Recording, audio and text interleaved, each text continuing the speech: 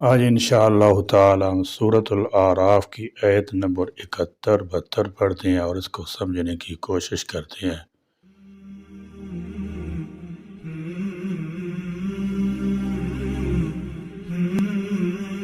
اعوذ باللہ من الشیطان الرجیم، بسم اللہ الرحمن الرحیم۔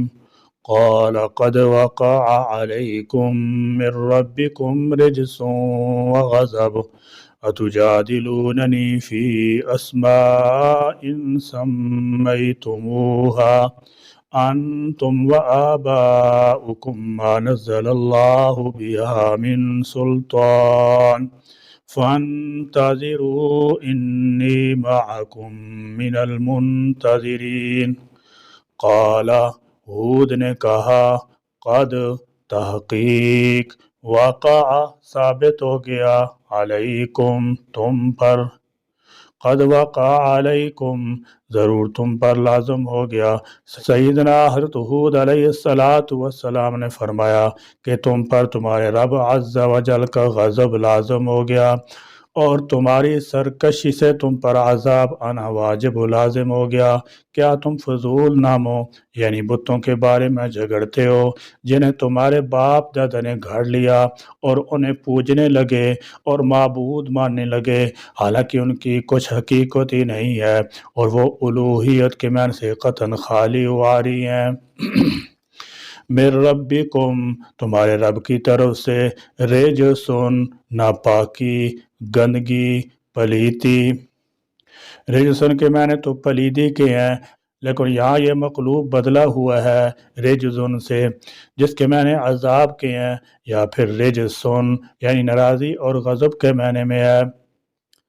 وغضب اور غضب، اتجادلوننی کیا تم مجھ سے جھگڑتے ہو، فی اسماء ان ناموں کے بارے میں، سمیتموہا کہ وہ رکھ لی ہیں۔ اس سے مراد وہ نام ہے جو انہوں نے اپنے معبودوں کے رکھے ہوئے تھے، مثلا صدا، سمود، حبا وغیرہ۔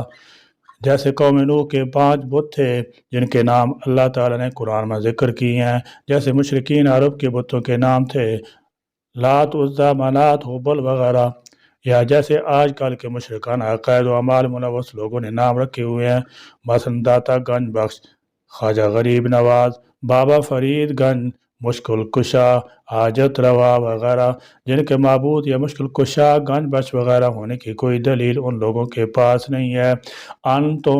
تم نے، وآباؤکم اور تمہارے آبا و اجداد نے، ما نہیں، نزل اللہ نازل فرمائی اللہ نے، بہا ان کی، من سلطان کوئی دلیل، فانتظروا پس انتظار کرو، انی بے شک میں، معکم تمہارے ساتھ، من المنتظرین انتظار کرنے والوں میں سے ہوں۔ قوم کے سرداروں کو ہود علیہ السلام نے جواب دیا کہ جب تمہاری سرکشی اور گستاخانہ بے حیائی اس حد تک پہنچ چکی ہے تو بس سمجھ لو کہ اب تم پر اللہ کا عذاب آنے ہی والا ہے۔ رہی تمہارے معبودوں کی بات جن میں سے تم کسی کو بارش کا دیوتا کہتے ہو، کسی کو ہواؤں کا، کسی کو فصلوں کا، کسی کو صحت کا اور کسی کو مال و دولت کا، تو یہ نام بھی تم نے یا تمہارے باپ دادوں نے ہی خود تجویز کیے تھے، کسی آسمانی کتاب یا صحیفے میں یہ قطعاً مذکور نہیں کہ اللہ تعالیٰ نے فلاں قسم کے اختیارات فلاں ہستی کو سونپ دیے ہیں اور فلاں چیز کے اختیارات فلاں ہستی کو۔ ہمارے ہاں بھی ایسے نام بکثرت پائے جاتے ہیں، مثلا فلاں بزرگ غوث، فریاد رس، فلاں ولی داتا، فلاں گنج بخش ہے، فلاں مشکل کشا ہے، فلاں حاجت روا ہے۔ فرق صرف یہ ہے کہ اس دور کے مشرک ایسی صفات کو دیوتاؤں، دیویوں، فرشتوں یا بعض ارواح کی طرف منسوب کرتے تھے، اور ہمارے زمانہ میں یہ صفات بزرگوں کی طرف منسوب کر دی جاتی ہیں، خواہ وہ زندہ ہوں یا فوت ہو چکے ہوں۔ اللہ تعالیٰ یہ فرماتے ہیں کہ ایسی باتوں کے لیے شریعت الہی میں کوئی سند نہیں ہے کہ میرا فلاں ولی یا بزرگ مشکل کشا ہو سکتا ہے، حاجت روا ہو سکتا ہے، اور میں نے اسے ایسے اختیارات دے رکھے ہیں۔ فأنجيناه والذين معه برحمة منا وقطعنا دابر الذين كذبوا بآياتنا وما كانوا مؤمنين فانجیناہ، پھر ہم نے نجات دے دی اس ہود کو، والذین اور ان کو جو معہو اس کے ساتھ تھے، برحمت منا اپنی رحمت کے ساتھ، وقطعنا اور ہم نے کاٹ دی دابرہ جڑ اس قوم پر بعد تند کا عذاب آیا جو 7 راتیں اور 8 دن مسلسل جاری رہا، جس نے ہر چیز کو تہس نہس کر کے رکھ دیا۔ اور یہ قوم عاد کے لوگ جنہیں اپنی قوت پر بڑا ناز تھا، ان کے لاشیں کھجور کے کٹے ہوئے تنوں کی طرح زمین پر پڑے نظر آتے تھے۔ قوم عاد احقاف میں رہتی تھی۔ احقاف امان اور حضرت موت کے درمیان علاقہ یمن میں ایک ریگستان ہے۔ قوم عاد نے زمین کو فسق سے بھر دیا تھا۔ یہ لوگ بت پرست تھے۔ ان کے ایک بت کا نام صدا اور ایک کا نام سمود اور ایک کا نام حبا تھا۔ اللہ تعالیٰ نے ان میں سے حضرت ہود علیہ السلام کو مبعوث فرمایا۔ آپ نے انہیں توحید کا حکم دیا، شرک و بت پرستی اور ظلم و جفا کاری کی ممانعت کی، لیکن وہ لوگ نہ مانے اور آپ کی تکذیب کرنے لگے اور کہنے لگے ہم سے زیادہ زور آور کون ہے؟ الذین ان لوگوں کو جنہوں نے کذبوا جھٹلایا بآیاتنا ہماری آیات کو، وما اور نہ کانو تھے وہ مومنین ایمان لانے والے۔ حضرت نوح علیہ السلام کے صاحبزادہ سام کی نسل سے قبیلہ عاد تھا۔ چونکہ اس خاندان کے ایک مورث اعلیٰ کا نام عاد تھا، اس لیے قبیلہ عاد کہلایا۔ حضرت نوح علیہ السلام کی چوتھی پشت میں ایک صاحب کا نام ارم تھا۔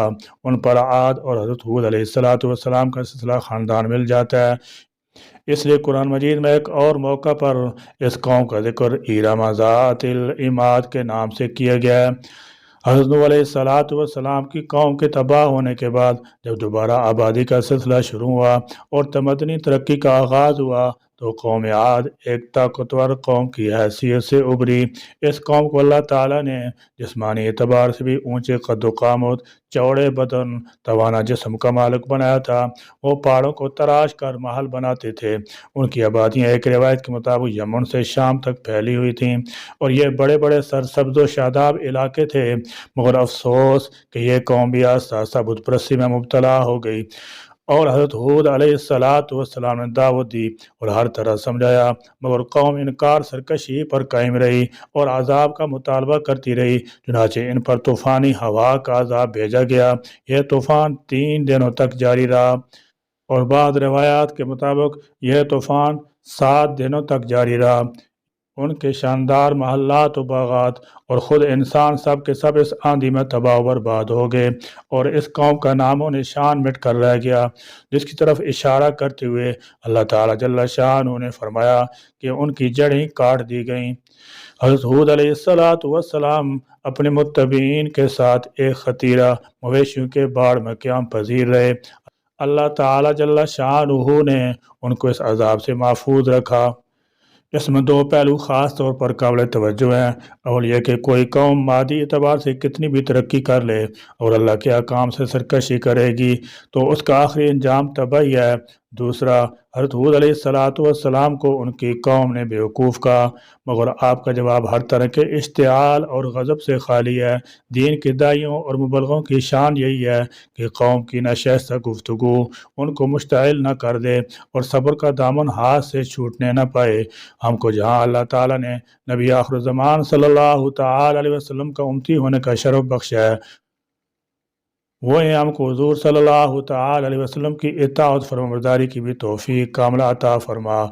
حضور کی لائی ہوئی شریعت اور بتلائی ہوئی باتوں پر ہم کو پورا ایمان و یقین نصیب ہو اور ہم دل و جان سے ظاہر و باطن میں حضور کی تعلیمات کے اتباع کرنے والے ہوں۔ یا اللہ، آپ کی جو ہدایات حضور اکرم صلی اللہ تعالی علیہ وسلم کے واسطے سے ہم تک پہنچی ہیں، ان پر ہم کو عمل پیرا ہونے اور کاربند ہونے کی توفیق نصیب فرما۔ آمین۔ وآخر دعوانا ان الحمد للہ رب العالمین۔